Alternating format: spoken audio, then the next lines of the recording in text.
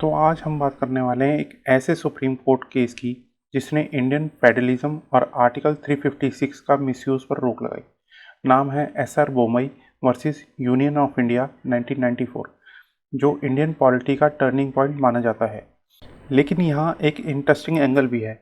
इससे पहले कांग्रेस सरकार ने कई बार आर्टिकल 356 का पॉलिटिकल मिसयूज भी किया, खासकर ऑपोजिशन रूल स्टेट में अलग सोच वाली पार्टीज को दबाने के लिए। लेकिन बोमई केस के बाद एक कॉन्स्टिट्यूशनल मर्यादा सेट हुई। इलेक्टेड स्टेट गवर्नमेंट्स को बिना प्रॉपर प्रोसेस के डिसमिस नहीं किया जा सकता।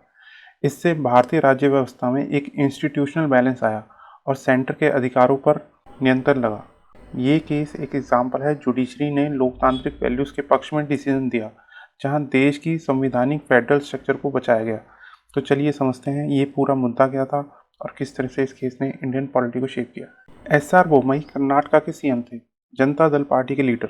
उनकी गवर्नमेंट 1989 में बनी थी, लेकिन सिर्फ कुछ महीने बाद गवर्नर ने प्रेसिडेंट को रिपोर्ट भेज दी कि राज्य सरकार के पास मेजॉरिटी नहीं है और उनकी सरकार गिर चुकी है।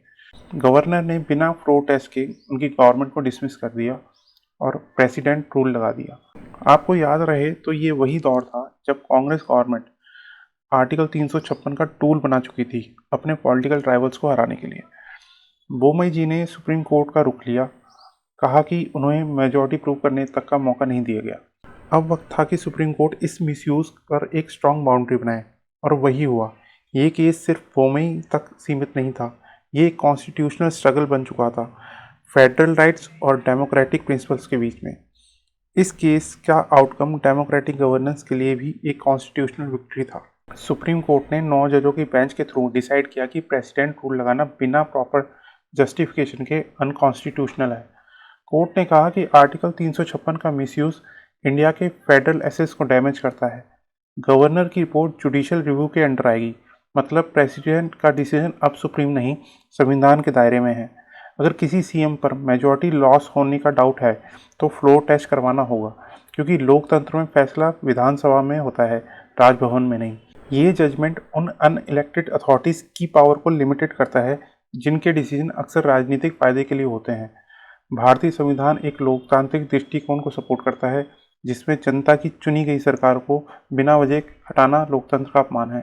इसलिए ये जजमेंट लोकतांत्रिक मर्यादा और संवैधानिक गवर्नेंस को सपोर्ट करता है। बोमई केस का सबसे बड़ा योगदान ये था कि स्टेट की ऑटोनॉमी को डिफेंड करना, जो लोकतांत्रिक गवर्नेंस के कोर प्रिंसिपल में आता है। इंडियन फेडरलिज्म का मतलब है एक स्ट्रॉन्ग डेमोक्रेसी, जिसमें हर राज्य अपने अधिकारों के साथ साथ देश के लिए भी काम करे। सेंटर अगर बार बार अपनी शक्ति का मिसयूज करे तो वो लोकतांत्रिक व्यवस्था के खिलाफ होता है। कांग्रेस के राज में बार बार देखा गया कि आर्टिकल 356 का यूज ऑपोजिशन की विचारधारा को दबाने के लिए किया गया। लेकिन इस जजमेंट के बाद ये क्लियर हो गया कि इलेक्टेड स्टेट गवर्नमेंट को सिर्फ पॉलिटिकल डिसएग्रीमेंट की वजह से नहीं हटाया जा सकता। ये जजमेंट कॉन्स्टिट्यूशन के असली लोकतांत्रिक रूप को रिफ्लेक्ट करता है, जहां जनमत का सम्मान होता है। इससे इंडियन डेमोक्रेसी ज़्यादा अकाउंटेबल, ज़्यादा स्ट्रॉन्ग और ज़्यादा रिप्रेजेंटेटिव बनी। फेडरलिज्म लोकतंत्र का हिस्सा है जब सेंटर और स्टेट मिलकर जनहित में काम करते हैं। बोमई जजमेंट ने आर्टिकल 356 पर जुडिशियल रिव्यू की परमिशन देकर एग्जीक्यूटिव के अनचेक पावर्स को कंट्रोल किया। ये एक लोकतांत्रिक आइडिया है कि कोई भी अथॉरिटी सुप्रीम नहीं है, सभी संस्थाएं संविधान और जनता के प्रति उत्तरदायी हैं। कोर्ट ने बोला कि अगर गवर्नर की रिपोर्ट बायस्ड या पॉलिटिकली मोटिवेटेड है तो उसे चैलेंज किया जा सकता है। प्रेसिडेंट रूल का डिसीजन भी अब एक कॉन्स्टिट्यूशनल प्रोसेस के तहत आता है। ये लोकतांत्रिक जीत है। कोर्ट ने पार्लियामेंट के अप्रूवल के बाद रिव्यू को लिमिटेड कहा, लेकिन बेसिक कॉन्स्टिट्यूशनल प्रिंसिपल के अगेंस्ट कुछ भी नहीं चल सकता। इससे हमारी डेमोक्रेसी में एक स्ट्रक्चरल अकाउंटेबिलिटी आई, जो देश की यूनिटी और गवर्नेंस के लिए जरूरी था। लोकतंत्र का मतलब है देश के हर हिस्से में संविधान और मर्यादा का एक समान रूप से पालन करना। इस जजमेंट के बाद आर्टिकल 356 का मिसयूज ऑलमोस्ट बंद हो गया। लोकतांत्रिक मर्यादा का सम्मान हुआ। कई रीसेंट एग्जाम्पल जैसे उत्तराखंड और अरुणाचल प्रदेश में कोर्ट ने गवर्नर के बायस एक्शन को स्ट्राइक डाउन किया। बोमई केस का इम्पैक्ट ये था कि पॉलिटिकल पार्टीज को कॉन्स्टिट्यूशनल नॉर्म्स के दायरे में रहकर काम करना पड़ता है। सेंटर को अब स्टेट्स के मैटर में इंटरफेयर करने के पहले प्रॉपर कॉन्स्टिट्यूशनल प्रोसेस को फॉलो करना पड़ता है। ये फेडरल बैलेंस लोकतंत्र को और मजबूत बनाता है। ऑपोजिशन रूल स्टेट में भी डेमोक्रेटिक पॉलिसीज इंप्लीमेंट हो सकें, यह इंश्योर करना भी इस जजमेंट का इनडायरेक्ट इम्पैक्ट था।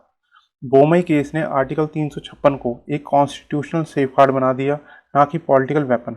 ये एक लॉन्ग टर्म डेमोक्रेटिक रिफॉर्म था जो सिस्टम को ज़्यादा मैच्योर बनाता है। एसआर बोमई केस ने एक पॉलिटिकल टूल को कॉन्स्टिट्यूशनल डिसिप्लिन में बदल दिया।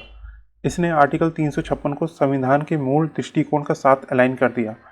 लोकतंत्र और फेडरलिज्म के बीच का बैलेंस मेंटेन किया गया, जिसमें ना सेंटर डिक्टेटर बन सका, ना स्टेट एनार्की।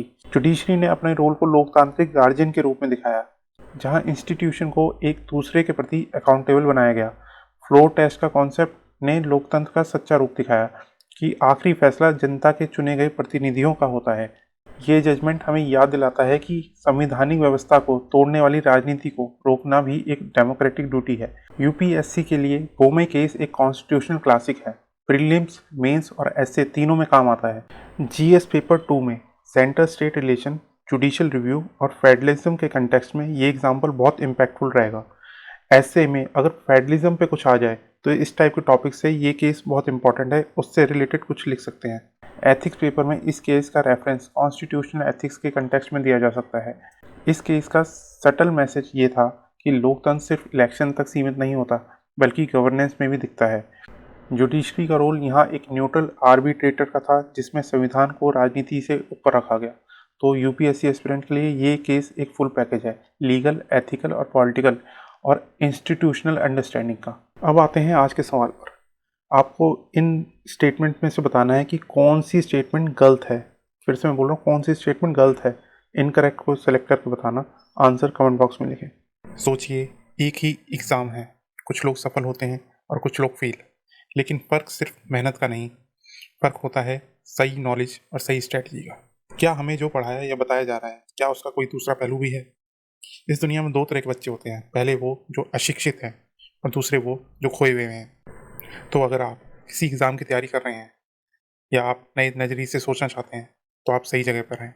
ये चैनल आपके लिए गेम चेंजर हो सकता है। यहाँ मिलेगी आपको insightful knowledge, education specific content और वो समझ जो आपको सिर्फ मार्क्स ही नहीं बल्कि रियल लाइफ विजडम भी देगी। और हमारी वीडियो इन्फॉर्मेटिव और वैल्यूबल लगती हो तो लाइक करें, अपना ओपिनियन कमेंट बॉक्स में लिखें और चैनल को सब्सक्राइब करना ना भूलें। धन्यवाद। जय हिंद।